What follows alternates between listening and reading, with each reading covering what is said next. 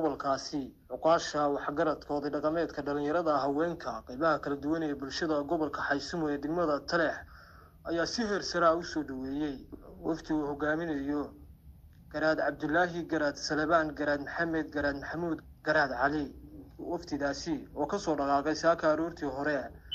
magaalada Sarmaayo halkaas oo kal hore lagu aasay Garaad Salebaan Garaad Maxamed Garaad Maxamuud isla markaana lagu shaaciyay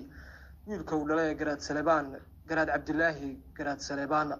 Garaad Cabdullaahi ayaa halkan u yimi si uu u gali lahaa howlaha nabadgelyo ee magaalada Taleex uu hore uga waday haatanna uu halkeed uga sii ambad qaado garaadka ayaa intii jidka ku soo jiray waxa uu soo maray tuulooyinka Laabaas Kalcad iyo Buqdheer halkaas uu ku soo maray bulshada gobolka Xaysumo ee degmada Taleex waxa uu garaadku bulshada gobolka Xaysumo ee degmada Taleex uga bariyay in Ilaahay amaanka iyo nabadgelyada uu adkeeyo sidoo kale garaadku waxa uu ka codsaday bulshada gobolka Xaysumo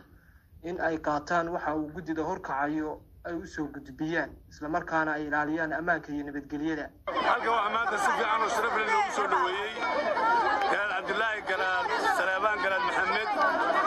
oo runtii dadweynaha reer Taleex ay si fiican oo boqolkiiba u soo dhaweeyeen aad iyo aad baan ugu mahadcelinayaa shacabka reer Taleex iyo dhammaan cid kastoo ka soo qayb gashay aad baan ugu faraxsanahay si nabadgelyo ay u dhacdo aad iyo aad baan waxaan u rajaynaynaa arrinta halka taalee nabadgelyada garaadku soo noqday in iyaduna ay ku dhammaato si khayr ah aadna loogu dhegedhuglaado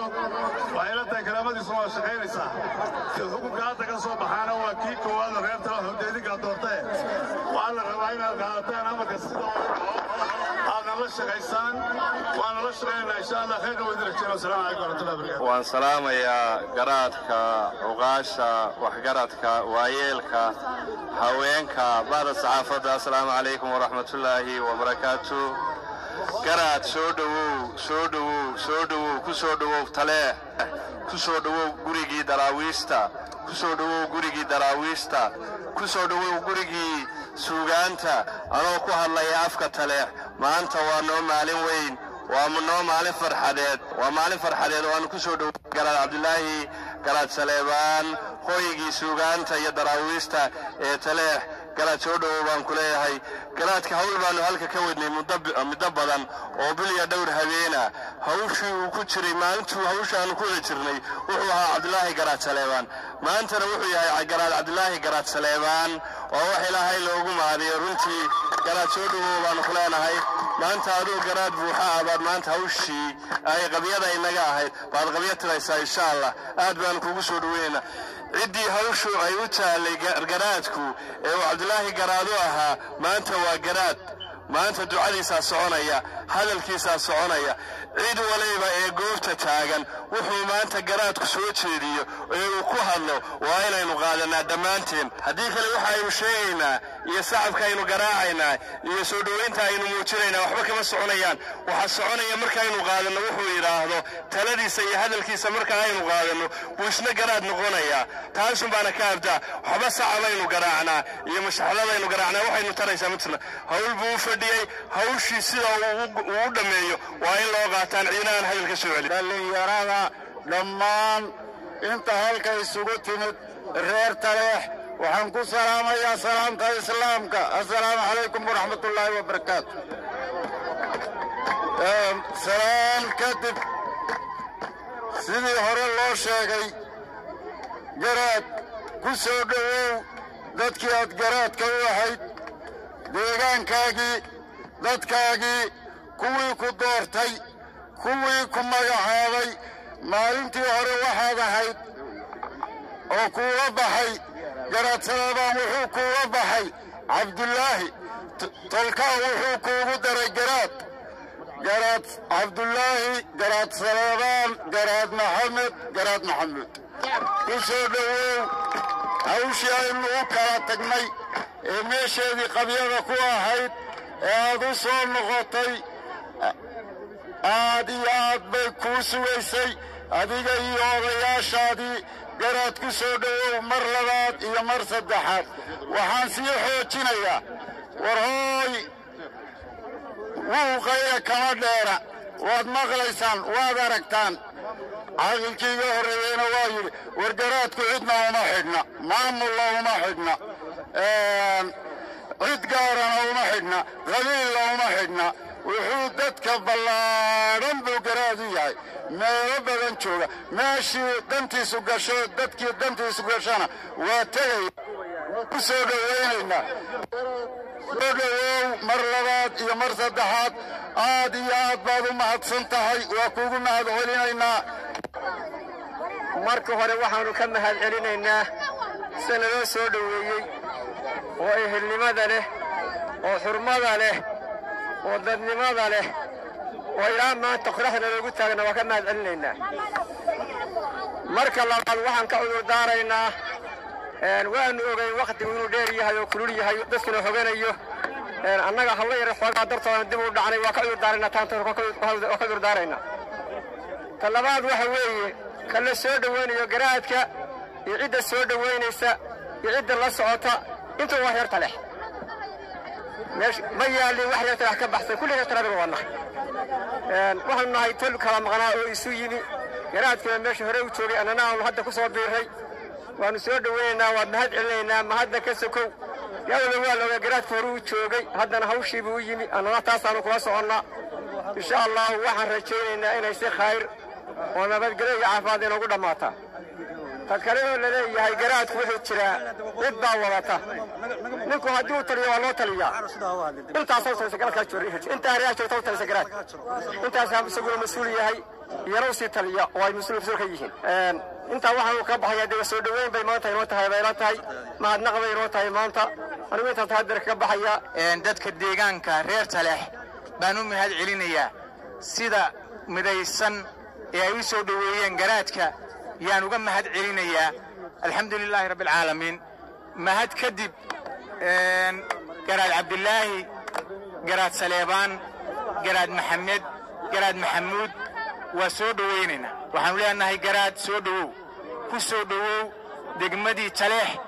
ee hawsha aad ka waday ee shalay aad ka tagtay ee aad ahayd cabdilaahi garaad saleebaan maantana aad tahay garaad cabdilaahi garaad saleebaan ku soo dhowow baanu ku leenahay garaad soo dhowow inta haddaan ka gudbo reer Taleex iyo dadka maanta halka jooga waxay leeyihiin nasiib waxay nasiib ku leeyihiin waxay yihiin bulshadii ugu horreysay dadkii garaadka u ahaa safarkii ugu horreeyay oo ku soo baxo waxaa nasiib u helay Taleex nasiib baad leedihiin waxaan u malaynayaa inaad ducadii iyo safarkii garaadka iyo socodkii garaadka iyo hawshii uu meesha ka waday intaba inaad nasiib u yeelateen maanta baan jeclahay alxamdulillahi rabbil caalamiin taasi waa taa weeye garaadku ilaahay subxaanahu wa tacaala khayr ha siiyo waa inoo nabad yimi walkanna hawlaa yiil ilaahay waxaan ka rajaynaynaa hawshii halkan tiil in garaadka karaamadiisa iyo ummadda halkaa joogta haddii ilaahay ku roonyahay inoogu dhammeeyo oo ilaahay islaax iyo wanaag inooga dhigo ilaahay baan ka rajaynaynaa garaadka ducadiisa iyo maanta oo garaadku inoo yimi in ilaahay inooga dhigo muftax baan ilaahay ka rajaynayaa ilaahay saasaan ka rajaynaya guriga Taleex haddii ilaahay ku roonyahay taariikhiga haddii alla ku roonyahay dadkii iyo degaankii aad xukuntay ay degan yihiin bulshadii ay degan tahay lagaa sugayey mar saddexaad iyo mar labaadba waa kugu soo dhowaynaynaa sida gobonimada leh oo sharafta badan oo quruxda badan rag iyo dumar dhalinyaro culimo codkar madax badan oo kala duwan uqaasha bulshada noocyada kala duwan sida gobonimada badan oo haddeer xilligii kowdiyo dheeraad maraysa ilaa saakaad bannaankaad taagnaydeen aad iyo aad baan idinka mahad celinaya ilaahay baa mahad leh ilaahayna waa isu keenay alxamdulilaahi rabbilcaalamiin boqolkiiba boqol aad iyo aad baad u mahadsantihiin sida gobonimada leh oo sharafta badan soo dhowayntaa waxaana kaga soo bilaabay meel la yidhaahdo laabaas buqanbar waxaa ku xigtay kalcad meelahaasoo dhan baa meeshii laba reer yaalleen bahna dhaafina bay yidhaahdeen meel kastaba waxaa la yidhaahda nagu soo leexda saasaa wakhti badan naga lumiyey aad iyo aad baad u mahadsantihiin allah idin barakeeyo dad gobahoo sharaf badan waa soo dhoweyn gobeedoo heer saraa oo ka duwan dadka yaa waxbaanu soo dhoweynay waa mid sharafteeda iyo karaamadeeda iyo quruxdeeda xambaarsan وإذا كم هاد علينا إلى هاي خير هيدين كبدلو تدي الدنيا الله هيدين بركيو بدهنا الله بركيو ولماذا يعقاش يوايل كي مسؤولين تبغين كلا دونا الله بركيو شرف يقبل النبي وانا بينو بلنا نبدينا وين السجون نمي إلهي وحنا نكبر ينا إن ماشي أنا أولادنا بلغوا عرق إلهي ماشي نبض عامة ولقون نجادو لقون نشحو قبل نبدي يسير هانجتي نبض عامة بين الله يكبر ينا إلهي أولادها كرروا إلهي أولادها كرروا أولادنا به ولا جنحوا إلهي إنما مغشيو إلهي أولادها كرر إلهي أولادها كرروا إلهي نبض عامة أسكية هذا كأهل كعودي سحقة وافرت كانت افتضح إلهي نبض قليل عامة بينه ويدين إلهي نبض قليل عامة بينه ويدين قلب قلنا الله يسوي شيء وهي شرنا الله ينجحي إلهي نبض بينه كبر ينا بلا إذا مات الله ينجح شابه إذكستوا شقيسه يدمر علماء عقال ويل السياسيين نكستوا مسؤول ميشن شوقه شغلها وقبتي أشر يا خير يا بالواقع الله يقبدل لسانك حسناتك الله وصار بدها إلى ساك من التاجنا يوضيضنا إلهي وحرون هالسي إلهي تبدأ فيقبدل عفمان يا بالواقع يقبدل إلهي وحرون بينه كبرنا إلهي وحرون بينه كبرنا لو نبض عامان كبرنا إلهي وحري ما نوفض ده إلهي خير رماتي نسي إلهي بسبيك نجنب بتقل لو بقعدنا بقعد خير غبتكدك لو بقعدنا بقعد خير غبتكدك إلهي يلا يخوه كلمة نوب بركة بلا إله النجحي اللهم صل على محمد فاتح